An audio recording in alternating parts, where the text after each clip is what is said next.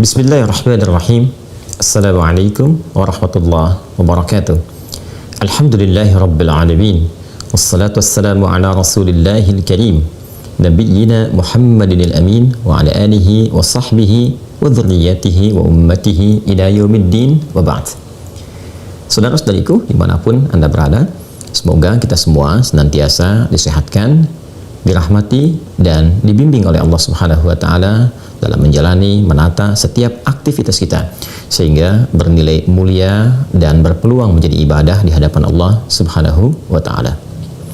Kekinian, tidak sedikit di antara saudara-saudari kita yang memusatkan perhatian dan kajian pada situasi akhir zaman, baik penggalian kepada nas-nas dari Al-Quran ataupun hadis-hadis Nabi Muhammad Sallallahu Alaihi Wasallam, atau bahkan kisah-kisah terkait yang dapat ditelusuri tentang peristiwa akhir zaman, atau juga bahkan mengaitkan peristiwa-peristiwa kekinian atau tanda-tanda yang didapatkan dalam kehidupan dengan akhir-akhir kehidupan yang disebutkan pengantar kepada akhir zaman. Seperti apa Al-Quran dan hadis-hadis Nabi Sallallahu Alaihi Wasallam memberikan gambaran tentang perjalanan zaman sampai dengan ke akhirnya, pun demikian terkait dengan peristiwa-peristiwa yang mengiringinya. Ini yang menjadikan kita insya Allah akan menghadirkan serial pembahasan tentang akhir zaman. Serial ini kita akan coba bagi kepada 3 bagian pembahasan utama, dari mulai pengantar tentang perjalanan zaman hingga menuju ke akhirnya. Kemudian yang kedua adalah tentang peralihan dari mulai masa-masa pengantar akhir zaman ke masa tatanan dunia baru yang mengantarkan pada akhir-akhir zaman. Dan yang ketiga terkait dengan berakhirnya zaman yang ditandai dengan munculnya peristiwa-peristiwa besar.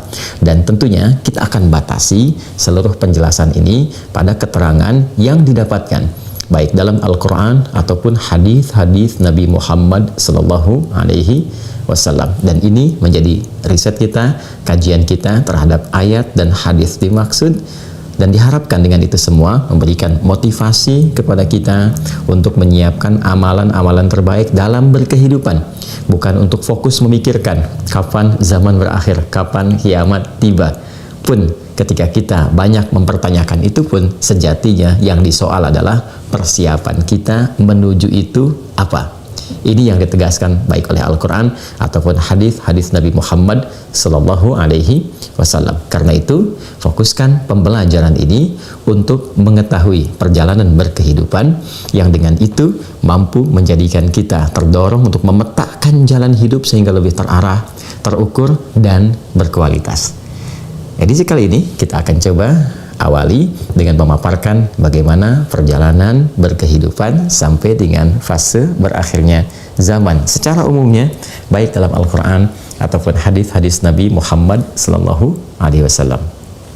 Baik, secara singkat teman-teman sekalian, saat Allah menciptakan bumi ini, singkatnya, kemudian ditugaskan hamba-hamba Allah Subhanahu wa Ta'ala untuk mengelola bumi yang dimaksudkan, memakmurkannya, membuat aktivitas yang mampu menyukseskan berkehidupan, memakmurkan berkehidupan di dalamnya, dan dalam saat yang bersamaan menjadikan seluruh aktivitas itu sebagai ibadah kepada Allah Subhanahu wa Ta'ala. Ini yang dimaksudkan di dalam Al-Quran surah ke-51, misalnya Adz-Dzariyat di ayat ke-56, wa ma khalaqtul jinna wal insa illa liya'budun. Tidaklah aku ciptakan jin dan manusia kecuali menjadikan seluruh aktivitas mereka sebagai ibadah kepada Allah Subhanahu wa Ta'ala. Bagaimana khususnya manusia berkehidupan untuk menjadikan semua kreasi kehidupannya sebagai ibadah karena Allah, maka dimulailah tugas ini saat Allah Subhanahu wa Ta'ala menciptakan Adam alaihi salam sebagai manusia pertama dan memberikan tugas memakmurkan bumi itu, dan dipresentasikan tugas mulia ini di hadapan malaikat dan sebagian jin yang ada pada saat itu. Ini yang direkam dalam Al-Quran surah kedua Al-Baqarah di ayat ke-30. Allah berfirman, wa idh qala rabbuka lil malaikati inni ja'ilu fil ardi khalifah. Dan ingatlah, pahami, renungkan ketika Rabbmu Muhammad Sallallahu Alaihi Wasallam perintah merenungkan, memahami, mengingat kepada Nabi Muhammad, sekaligus petunjuk yang disampaikan kepada kita seluruh umat Nabi Muhammad Sallallahu Alaihi Wasallam. Apa yang patut direnungkan, diingat, dipahami ketika Allah Subhanahu wa Ta'ala memviralkan, menyampaikan kepada seluruh kalangan malaikat dan sebagian jin yang ada pada saat itu di alam langit tentunya, bahwa Allah akan memberikan tugas sebagai khalifah di muka bumi yang bertugas memakmurkan kehidupan di bumi, menyukseskan berbagai kegiatan-kegiatan yang dilakukan, dan tentunya semua itu akan berlangsung secara bergiliran, saling menggantikan. Karena itu disebut khalifah, karena tugas yang dilakukan akan dilakukan secara bergiliran, bergantian, saling menggantikan. Bapaknya selesai, anaknya muncul, anaknya selesai, cucunya muncul. Demikian konsepsi tugas yang diberikan dalam rangka memakmurkan kehidupan. Di mana? Fil ardi, di muka bumi. Dan ketika kembali ke ayat 56 di surah 51, semua tugas, aktivitas yang berlangsung di bumi ini, apapun itu, sejatinya ditujukan untuk kepentingan ibadah kepada Allah Subhanahu wa Ta'ala, membuktikan penghambaan kita kepada Allah Subhanahu wa Ta'ala. Jadi konsepsi penciptaan kita sebagai manusia diikat dengan penghambaan kepada Allah Subhanahu wa Ta'ala. Bukti penghambaan itu, komitmennya dibuktikan lewat ibadah. Tugasnya di mana? Di bumi. Karena itulah kemudian ketika Adam sudah diberikan pembekalan secara singkat, kita bisa baca, baik pembekalan pengetahuan, ditugaskan di tempat training sementara, diperkenalkan tantangan-tantangannya, diberikan penjelasan perintah-perintahnya, setelah jelas keseluruhannya seperti Al-Baqarah ayat 31, 32, 33, 34, 35, maka dimulailah kemudian tugas utama untuk menjalani misi di muka bumi itu. Quran surah kedua Al-Baqarah ayat 38. Qulna ihbitu minha jami'a. Maka sekarang dimulai tugas itu. Kami firmankan dengan segala keagunganku, kata Allah, aku firmankan, Adam dan pasanganmu, Hawa, istrimu, sekarang turun semua ke bumi. Dimulai tugas menjadi khalifah. Kalian akan saling menggantikan, saling bergenerasi. Artinya setelah Adam akan ada generasi berikutnya sesuai dengan batas waktu yang ditetapkan sampai misi itu berakhir. Fa imma ya'tiyannakum minni huda faman tabi'a hudaya fala khaufun 'alaihim wala hum yahzanun. Tatkala misi itu dimulai, maka aku pun akan berikan persandingan berupa pedoman berkehidupan, disebut dengan hudan. Jadi setiap generasi yang menggantikan akan diberikan oleh Allah pedoman sesuai dengan perkembangan generasinya, pergantian zamannya, penyesuaian waktu dan adaptasi kebudayaannya. Diberikan pedoman berkehidupannya dan dijanjikan, faman tabi'a hudaya, siapa yang mampu mengikuti pedoman berkehidupan ini dalam menjalani misinya di muka bumi, fala khaufun 'alaihim walahum yahzanun, maka aku jamin dalam berkehidupan itu dia akan senantiasa diliputi oleh ketenangan, jauh dari kegelisahan dan cenderung dekat pada kesenangan, jauh dari kesedihan. Jadi indah sekali konsepsi dasarnya, diberikan tugas di bumi. Ini semua dijalani oleh Adam dan generasinya. Kehidupan ini akan berlangsung terus, berganti generasi sampai dengan batas waktu yang telah ditetapkan, ukuran yang telah ditentukan, dan setiap generasi yang menjalani misi ini akan diberikan oleh Allah Subhanahu wa Ta'ala berupa pedoman berkehidupan, yang dengan pedoman ini maka manusia dapat menjalani kehidupan di bumi dengan tenang dan senang, menyenangkan dan menenangkan. Ketika Adam dan Hawa sudah berada di bumi dan mulai menjalani kehidupan di bumi, maka fitrah berkehidupan itu dimulai. Dari kehidupan yang bergenerasi tentunya harus ada keturunan. Maka Quran surah keempat An-Nisa di ayat yang pertama memberikan penjelasan dari mana kita bermula, kepada siapa nasab kita kemudian merujuk. Ya ayyuhan nasu, wahai seluruh manusia tanpa kecuali, ittaqu rabbakumul ladzi khalaqakum min nafsin wahidah wa khalaqa minha zawjaha wa batha minhuma rijalan katsiran wa nisaa'a wattaqullaha alladzi tasaaluna bihi wal arham innallaha kana 'alaikum raqiba. Hei semua manusia tanpa kecuali, hei bertakwalah kepada Allah, takutlah kalian, mendekatlah kepada Allah yang telah menciptamu dari asal yang satu, Adam alaihissalam, yang kemudian juga berhubungan dengan pasangannya Hawa alaihissalam.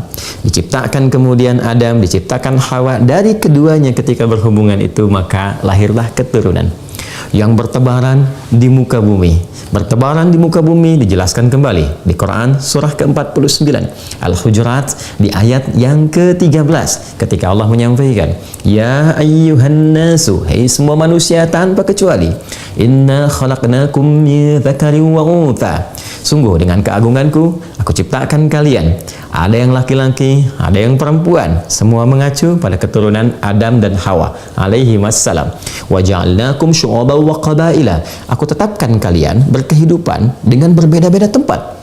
Ada beda-beda distrik, ada beda wilayah, bahkan beda benua. Dan menariknya, bahkan dari satu tempat yang sama pun boleh jadi terdapat perbedaan suku, qabail, jamak dari kata qabilah. Lita'arafu, supaya kalian dengan perbedaan semua itu, beda lingkungan, beda tempat tinggal, beda karakter, bisa menjalin harmoni dalam berkehidupan. Inna akramakum indallahi atqakum. Sungguh, yang terbaik di antara kalian dalam membangun harmoni itu, menjalani tugas di bumi, dalam berkehidupan adalah orang yang mampu mengimplementasikan nilai-nilai ketinggian takwa dalam kepribadiannya. Kembali ke surah An-Nisa ayat yang pertama itu, dengan nama Allah lah kemudian kalian saling memanggil, saling memohon, saling menyatukan. Dengan demikian, karena itulah jadikan diri kita senantiasa mendekat kepada Allah Subhanahu wa taala, karena Allah sangat maha mengawasi kita semua. Tugas dimulai. Adam Hawa melahirkan keturunan. Dan fitrahnya akan berganti generasi. Setiap generasi ada pedoman berkehidupannya. Siapa yang menerangkan pedoman itu? Siapa yang bertugas untuk menjelaskannya? Siapa yang mampu menerangkan dan mencontoh bahkan menuntun generasi di masa itu? Maka fitrah ini menjadikan Allah Subhanahu wa taala telah memutuskan sebelumnya akan ditunjuk, dipilih setiap insan terbaik di setiap generasinya untuk menerangkan hudan dimaksud. Pedoman berkehidupan dimaksud. Ini yang dimaksudkan dengan Quran surah ketiga, misalnya Ali Imran ayat 33. Innallaha astafa Adam wa Nuha wa ala Ibrahim wa ala Imrana 'alal 'alamin. Sungguh Allah Subhanahu wa taala telah menetapkan Adam alaihissalam sebagai manusia pertama yang turun di bumi, berkehidupan, menjadi nabi, membimbing keluarga terdekatnya. Setelah itu ada generasi berganti, dipilih lagi Nabi Nuh alaihissalam. Ketika mulai ada masyarakat, ada umat, maka dijadikan Nabi Nuh orang pertama yang mendapatkan risalah untuk membimbing masyarakat. Mulai ada umatnya. Maka ketika pribadi disebut Nabi, ketika mulai ada umat, ada masyarakat, disebut dengan Rasul. Ganti generasi, ada masyarakatnya, Rasul pertama ditunjuk untuk menerangkan pedoman hidup yang dimaksudkan. Demikian selanjutnya sampai ke generasi Ibrahim alaihissalam dan keturunan-keturunan beliau. Secara singkat Al-Quran menyebut Al-Ibrahim, keluarga besar Ibrahim. Di situ ada Nabi Ismail, di situ ada Nabi Ishak, dan keduanya menurunkan generasi-generasi yang menyertai mereka dengan nabi-nabi yang tersambung nasabnya. Demikian sampai ke Imran dengan Hannah melahirkan Maryam sampai lahir Nabi Isa alaihissalam, dan puncaknya 600 tahun setelah Nabi Isa alaihissalam diutus dan dipilihlah Nabi Muhammad sallallahu alaihi wasallam. Kalau kita petakan dari Nabi Adam sampai yang terakhir Nabi Muhammad sallallahu alaihi wasallam, ingat konsepnya, berganti generasi diberikan pedoman sesuai karakter generasinya. Diutus Nabi dan Rasul untuk menerangkan pedoman yang dimaksudkan. Jadi, kalau Nabi Adam, manusia pertama, Nabi pertama, dan ditutup dengan Nabi Muhammad SAW, dapat dipahami bahwa generasi terakhir dalam berkehidupan di bumi itu akan dibimbing oleh Nabi Muhammad SAW. plus dengan hudannya, plus dengan pedoman berkehidupannya. Demikian fitrahnya. Jadi kalau kita dapatkan tadi dari Nabi Adam, terus Nabi Nuh, terus kita lihat kalau kita lompat dengan cepat misalnya ke Nabi Ibrahim, terus kita temukan yang viral Nabi Musa, terus lagi Nabi Isa, semua punya hudan. Nabi Musa punya hudan. Apa hudannya? Disebut dengan Taurat. Kan? Nabi Isa punya hudan. Apa hudannya? Disebut dengan Injil. Nabi Muhammad sebagai penutup punya hudan. Apa hudannya? Al-Quran Al-Karim. Quran surah kedua Al-Baqarah ayat 185. Syahrul Ramadan alladzi unzila fihi al-Quran hudal linnas. Hudal linnas. Ini yang kita akan ambil frame-nya, kita highlight keterangan yang terakhir ini. Ketika sampai pada periode Nabi Muhammad SAW, maka karakteristik petunjuknya disebut dengan hudan, yang difokuskan hudan ini, bimbingan dan pedoman berkehidupan ini untuk seluruh manusia sampai akhir berkehidupan, dan disifati nabinya dengan penutup para nabi. Quran surah ke-33 Al-Ahzab di ayat ke-40, "Makana Muhammadun aba ahadim mir rijalikum walakin rasulallahi wa khataman nabiyyin wa kana Allahu bikulli syai'in alima." Bukanlah Muhammad sallallahu alaihi wasallam itu bapa dari satu di antara kalian, tetapi beliau itu adalah utusan Allah, rasul Allah, dan penutup para nabi. Penutup rasul, penutup nabi, Nabi Muhammad sallallahu alaihi wasallam. Dan hanya Allah lah yang Maha mengetahui segala ketentuan itu. Karena Nabi Muhammad adalah penutupnya, penutup nabinya, penutup rasulnya, maka hudannya pun adalah hudan yang penutup, menjangkau semua umat di masa nabi itu diutus sampai akhir kehidupan. Konsekuensinya, karena tadi setiap generasi itu berganti, ada petunjuk, ada nabi, maka ketika sampai kepada generasi Nabi Muhammad dan disebut beliau sebagai penutup nabinya, petunjuknya petunjuk yang terakhir yang menjangkau semua manusia sampai kehidupan berakhir, maka sejak Nabi Muhammad diutus, itulah pembuka akhir zaman. Sekali lagi, sejak Nabi Muhammad diutus, itulah pembuka akhir zaman. Karena beliau disifati oleh Al-Quran sebagai Nabi yang terakhir, Nabi yang menutup, Nabi yang melengkapi semua terkait dengan misi kerasulan dan kenabian. Silahkan cek semua karakter Nabi-Nabi ketika diutus untuk umat mereka. Nabi Musa untuk kaumnya, Nabi Isa untuk kaumnya. Demikian terus sampai dengan ke atas. Nabi Muhammad untuk semua manusia. Untuk semua manusia yang berkehidupan sampai dengan zaman berakhir. Jadi kalau kita ingin memulai kajian akhir zaman dari uraian awal yang tadi saya sampaikan sampai ke titik terakhir saya berhenti, maka pembuka akhir zamannya diawali ketika Nabi Muhammad SAW diutus oleh Allah Subhanahu wa taala, ditetapkan, dilantik sebagai nabi dan rasul, dan disebut sebagai nabi penutup untuk semua rasul. Risalah penutup yang berlaku untuk semua manusia. Siapa manusia yang dimaksudkan? Manusia yang berada di lingkaran Nabi Muhammad SAW saat dilantik menjadi rasul sampai dengan akhir kehidupan, sampai dengan masa bumi ini berakhir, sampai dengan zaman yang ditetapkan untuk menjalani misi di muka bumi ini selesai. Maka inilah awal pembuka dari akhir zaman. Menariknya, ketika status kenabian beliau disoal, ketika status kerasulan beliau disoal, maka orang-orang kafir, musyrik pada saat itu bertanya, meminta pembuktian kepada Rasulullah SAW. Apa buktinya engkau sebagai seorang rasul? Tunjukkanlah. Dan mereka meminta satu tanda yang dahsyat, sampai Al-Imam Al-Bukhari memberikan keterangan tentang ini dalam kitab beliau Sahih Al-Bukhari, pembahasan tentang Kitabul Manaqib, bab su'alul musyrikin liyuriyahumun nabiyyu sallallahu alaihi wasallam ayatan. Topik atau subtopik tentang permintaan tuntutan orang-orang musyrik pada saat itu kepada Nabi Sallallahu Alaihi Wasallam untuk menunjukkan tanda terbesar yang membuktikan bahwa beliau sebagai seorang Nabi dan Rasul yang diutus. Maka apa yang dianugerahkan Allah kepada beliau? Maka Allah menganugerahkan kepada beliau sebagai mukjizat yang ditunjukkan kepada mereka untuk meyakinkan kenabian dan kerasulan beliau dengan cara membelah bulan. Maka dengan izin Allah terbelahlah bulan. Bagian yang terbelah sebagiannya nampak terlihat di atas satu bukit tertentu dan sebagiannya lagi nampak terlihat di atas bukit yang lainnya. Jadi bulan terbelah menjadi dua, terlihat satu bagiannya atau setengah dari bagian tadi di atas, nampak di atas bukit tertentu, yang satunya lagi di atas bukit yang lainnya lagi. Ini diriwayatkan oleh sahabat Ibnu Mas'ud radhiyallahu taala anhu ketika beliau mengatakan insyaqqal qamaru ala ahdin nabi sallallahu alaihi wasallam faqala Rasulullah sallallahu alaihi wasallam ishhadu.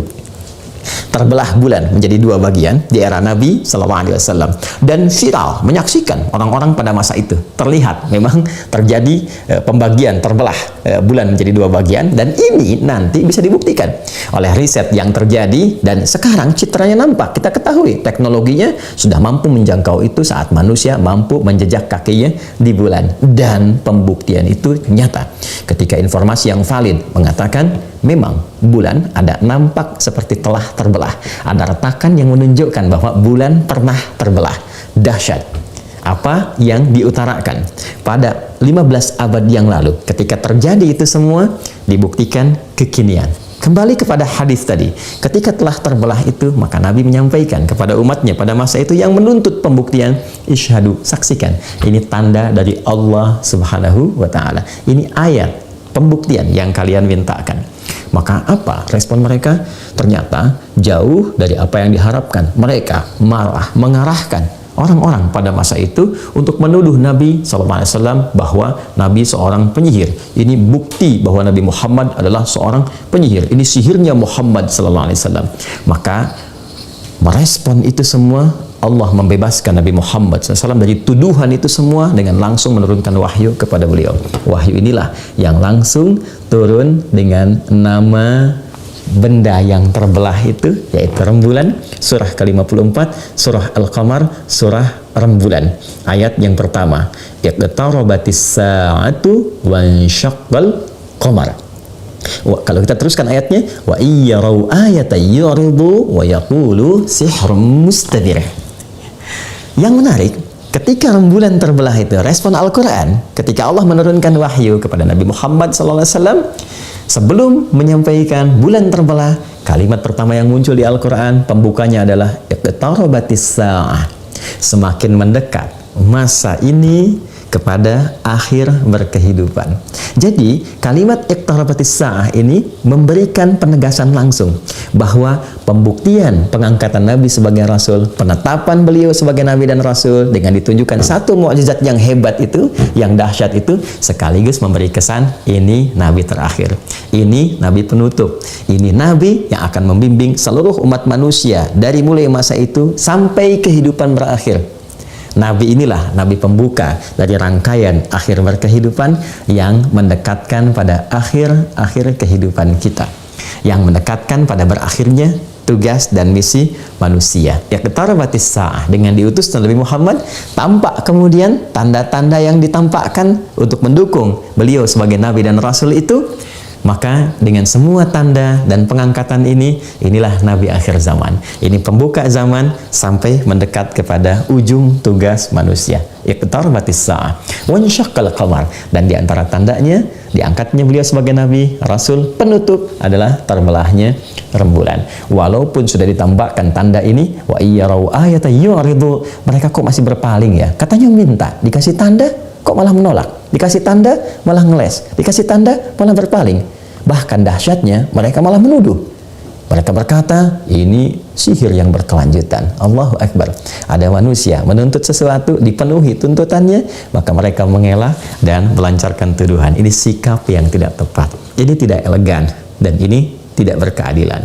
Namun itulah diantara sekian hal yang kita hadapi dalam hidup berkemasyarakatan. Jadi teman-teman sekalian, kalau kita bicara tentang bagian pertama, pembuka rangkaian dari akhir zaman, kita bisa simpulkan bahwa dengan diutusnya Nabi Muhammad SAW sebagai pembimbing terakhir dalam berkehidupan, Rasul yang ditugaskan langsung oleh Allah menyampaikan pedoman berkehidupan yang sempurna untuk seluruh manusia, Saat yang bersamaan, beliau pun menjadi tanda bahwa ini Rasul penutup, artinya penutup semua risalah-risalah Nabi dan Rasul sebelumnya. Artinya pembimbing terakhir untuk generasi terakhir yang berkehidupan. Artinya tanda awal bahwa kehidupan akan memasuki masa akhirnya sebagai tugas seluruh manusia menjadi khalifah di muka bumi dan kembali kepada Allah Subhanahu wa taala. Pertanyaannya, berapa lama durasi risalah Nabi Muhammad ini dari sejak bertugas bahkan wafatnya beliau sampai ke masa akhir kehidupan? Apa tanda-tanda yang memberikan sinyal kepada kita bahwa risalah ini terus berjalan namun juga mengalami tanda-tanda tertentu yang memberikan kesan bahwa ini telah mendekat kepada akhir kehidupan? Tandanya seperti apa? Peristiwanya bagaimana? Ada apa saja di dalamnya? Hambatan dan tantangannya apa? Sehingga dengan itu kita bisa membuat kurikulum kehidupan yang selaras dengan setiap tantangan dan zaman di mana kita berkehidupan. Ini edisi kedua yang akan kita bahas pada fase pertengahan dan perjalanan dari risalah kenabian sampai tanda-tanda ke akhir-akhir zaman. Demikian pengantarnya, berjumpa di serial yang kedua. Semoga Allah merahmati kita semua dan memberikan kekuatan kepada kita untuk konsisten berpegang teguh pada pedoman berkehidupan yang dibawa oleh Nabi Muhammad dan ditunjukkan oleh beliau Sallallahu Alaihi Wasallam agar kita bisa senang dan tenang dalam menjalani kehidupan. Demikian, subhanakallahumma bihamdika nasyhadu an la ilaha illa anta nastaghfiruka wa natubu ilaik. Assalamualaikum warahmatullahi wabarakatuh.